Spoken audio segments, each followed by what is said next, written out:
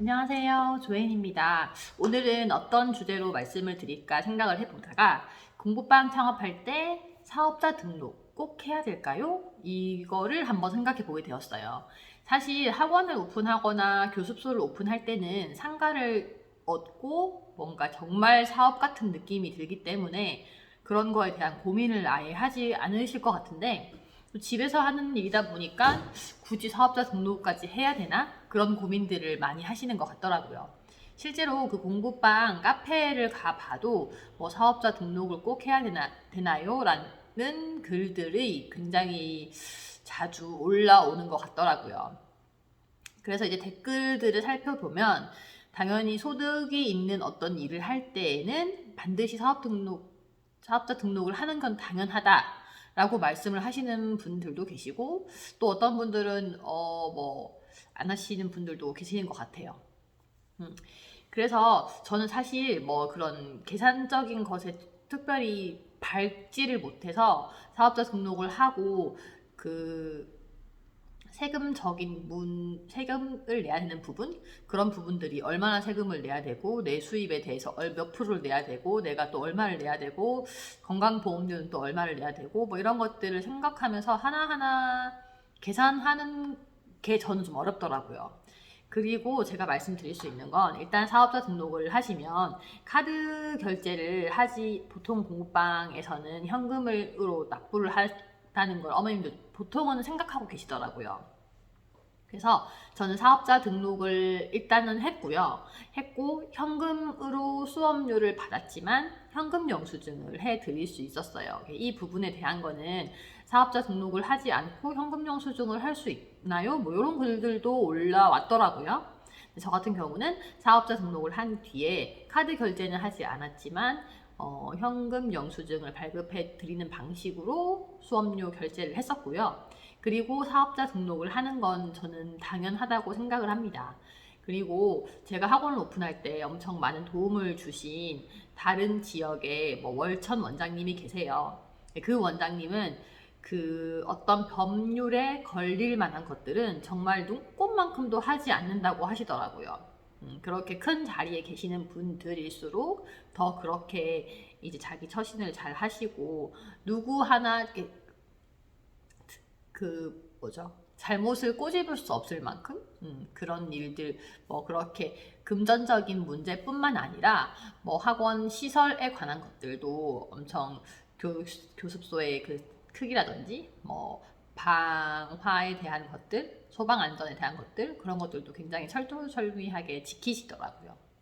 그래서 저도 그 원장님을 보고 나도 어느 하나 잘못된 거 없이 어느 하나 이제 법에 저촉되지 않는 선에서 이제 학원을 운영하려고 하고 있고요. 그리고 또 저는 사업자 등록을 하면서 세금을 내면서 손해를 본다는 것보다는 어떻게 보면은 이득을 볼 때도 있는 것 같다라는 생각이 들더라고요. 내 소득이 많지 않을, 이게 말 그대로 세금이라는 게, 소득이 많으면 세금을 많이 내고, 소득이 적으면 세금을 조금 내잖아요. 공부방을 딱 오픈한다 하면서부터 소득이 막 올라가지는 않을 거예요.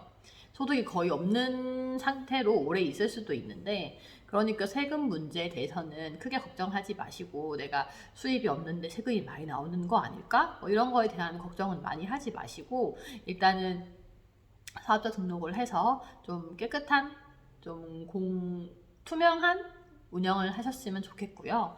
그리고 이제 나중에 수입이 어느 정도 생겼을 때, 뭐 작게라도 꾸준한 수입이 생겼을 때, 그때 이게 증빙할 수 있는 자료가 될 수 있어요.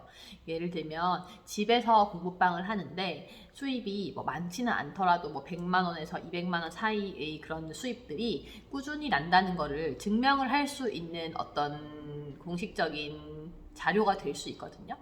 그래서 이 수입에 대한 것들로 나중에 어떤 학원을 나오신다거나 교습소를 차리실 때 그럴 때 좀 대출을 받는 그런 근거가 될 수 있거든요. 그러니까 꼭 사업자 등록이 나쁘다. 뭐 내가 세금을 많이 내야 될 것 같다. 그런 생각은 하지 마시고 일단 공부방을 오픈하셨을 때 교육지원청 신고, 교습소 신고를 하시고요. 개인 교습자로 신고를 하시고, 두 번째로 사업자 등록을 꼭 하셔가지고, 이제 어머님들도 뭐 카드 결제는 어렵다고 하시더라도 현금 영수증은 됩니다 라고 말씀드리면 어머님도 의외로 공부방인데 좀 뭔가 투명하게 운영을 하시는 분 같다라고 신뢰를 드릴 수도 있어요.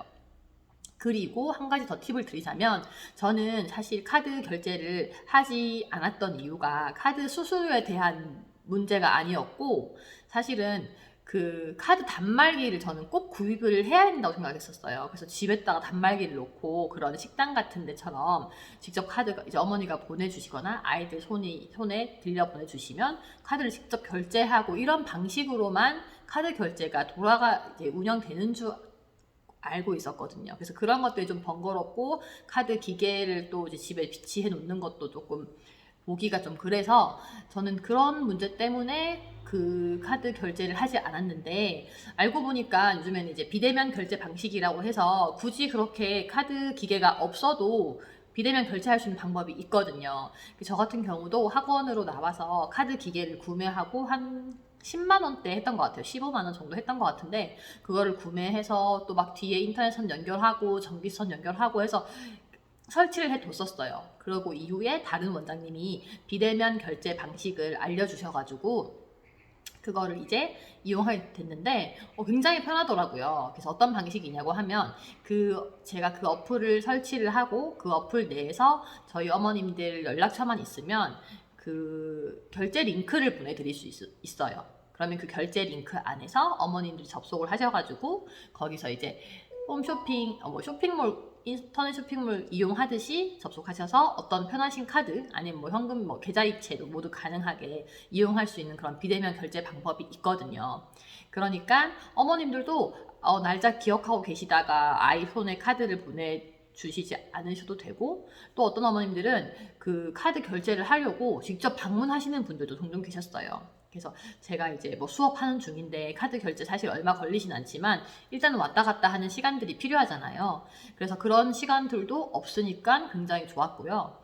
또 저 같은 경우는 매달 1일로, 제가 앞에 앞에 영상에서 말씀드렸는데 1일로 수업 결제일을 정해뒀어요. 그러면 전 지금 같은 경우는 30일이나 31일에 예약을 해둬요. 그 링크를 보내는 날짜를 예약을 해두면 이제 30일 밤에 이나 혹은 31일 밤에 이제 집에서 이제 좀 정리된 마음, 편안한 마음으로 아이들 수업료를 계산해서 한 명 한 명 미리 예약 문자를 1일 오전 10시에 받으실 수 있도록, 링크를 받으실 수 있도록 예약을 해두고, 이제 어머님들은 이제 그 다음날 결제하실 수 있도록 그렇게 진행을 하고 있고요. 그러면 이제 또 결제됐을 때 저한테 결제 알림이 오면 저는 이제 학원에 출근해서 어떤 분이 이제 결제했는지 체크를 하면 보통은 일주일 안에, 그 첫 번째 주 안에 다 결제를 해 주시더라고요.